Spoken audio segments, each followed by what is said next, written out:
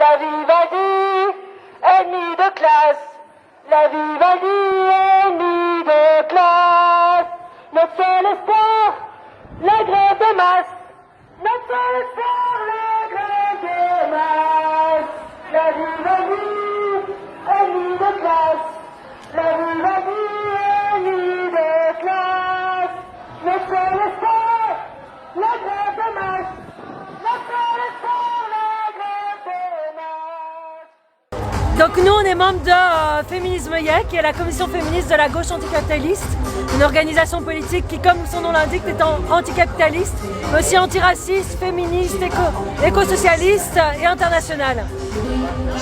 Donc on est là aujourd'hui dans le cadre de la manifestation nationale contre les violences faites aux femmes. On pense que c'est super important de se mobiliser dans la rue.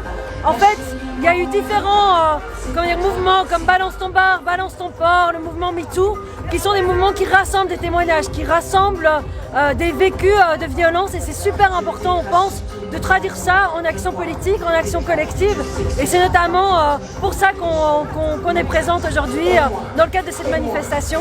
Donc aujourd'hui, on pense que c'est très important d'être là, ça fait 4 ans que la plateforme Mirabal organise une manifestation dans le cadre autour du 25 novembre, disons, mais on pense aussi que c'est important de soutenir les mobilisations plus spontanées, moins prévues à l'avance, quoi. Je pense que la semaine passée ou la semaine d'avant, il y avait une grève des travailleuses dans les titres services. Cette année, il y a eu des grèves des soignantes, il y a eu des grèves de travailleuses dans des accueillantes d'enfants. Donc c'est toutes des choses qu'il faut suivre, les grèves des femmes sans papier aussi. Donc c'est toutes des choses qu'il faut suivre, qu'il faut soutenir. Et donc on est,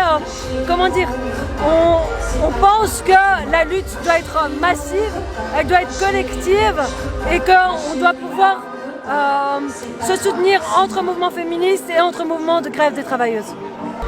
Les violences qui sont faites aux femmes, elles sont liées aussi à la précarisation des femmes.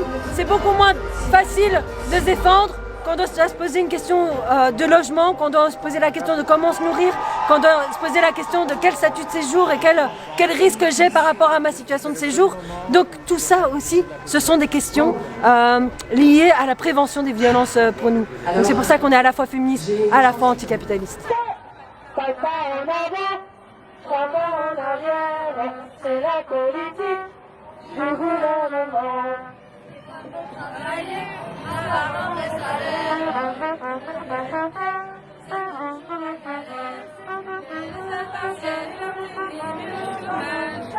de pas en avant, 3 pas en arrière, c'est la politique du gouvernement.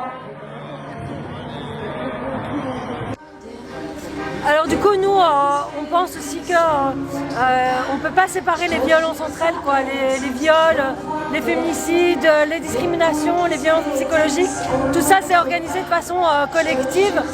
Il y a un continuum des violences qui est tant géographique que temporel, disons.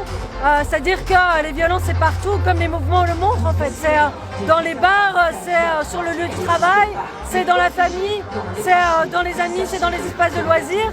Et en même temps c'est aussi à tous les âges de la vie, on en parle moins, mais c'est quand on est fille, quand on est jeune femme, quand on est plus âgé, ça ne s'arrête jamais en fait. Donc pour combattre ces violences-là, on ne peut pas, les actions ponctuelles, les mesures cosmétiques, ça ne suffit pas et ça ne sert limite à rien en fait, à part à se dire qu'on a fait quelque chose. Et donc c'est pour ça que pour nous il faut une lutte collective, il faut une lutte massive, il faut une lutte globale pour changer les choses de façon globale et radicale. Et on utilisait un slogan aujourd'hui qui disait la Vivaldi, ennemi de classe, notre seul espoir, la grève de masse. C'est parce qu'on est anticapitaliste et révolutionnaire et on pense qu'on ne va pas transformer la société en intégrant les appareils de l'État, en intégrant les institutions de l'État, mais on compte sur notre propre force, la force des travailleurs et des travailleuses, la force des femmes, et on compte sur cette force organisée dans la rue et radicalement en colère. On n'oublie pas, on avance, on donne la cadence et on attend sagement que se balancent au bout de nos cordes solidaires les dernières lettres du patriarcat. Merci.